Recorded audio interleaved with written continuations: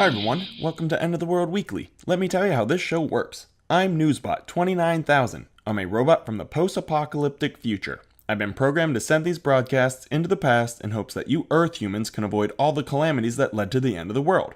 Okay, got it? Good. So let me tell you about some of your current events and how they spiral out of control and bring about the apocalypse.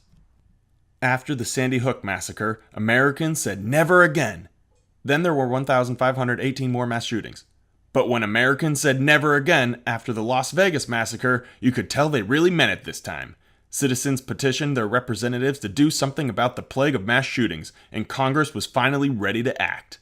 They passed a bill changing the definition of a mass shooting from 4 people getting shot to 10 people, nearly stopping the scourge of mass shootings altogether. This week, ProPublica reported that Ivanka and Don Trump Jr., also known as Donald Trump's third favorite child, were being investigated for misleading investors back in 2012. The two Trump offspring had been lying about the number of condos sold in their Manhattan apartment building in hopes of increasing demand. But there was no reason to lie. If they really wanted to sell those apartments, all they had to do was mention the golden showers. Old rich white dudes loved those things. And with that, we turn to our Alternative Facts of the Week segment. Let's get started.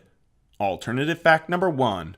On Thursday, Attorney General Jeff Sessions reversed an Obama-era policy that aimed to stop discrimination against transgender employees in the workplace. The LGBTQ community was outraged at the measure, but cookie-making tree dwellers were able to rejoice.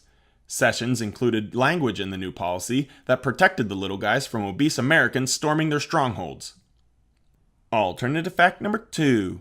The U.S. expelled 15 Cuban diplomats on Tuesday after a rash of sonic attacks had taken place against American diplomats and citizens in Cuba. Victims described hearing an insistent, loud noise that made them feel dizzy or ill.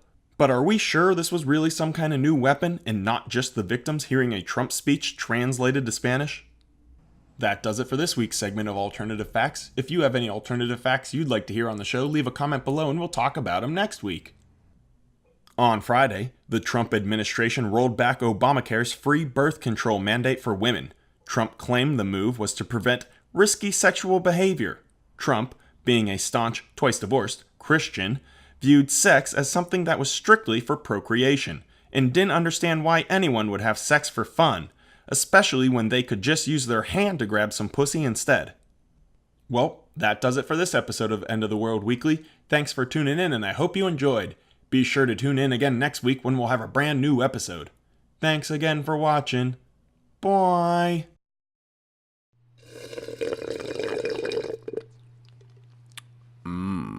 Delicious.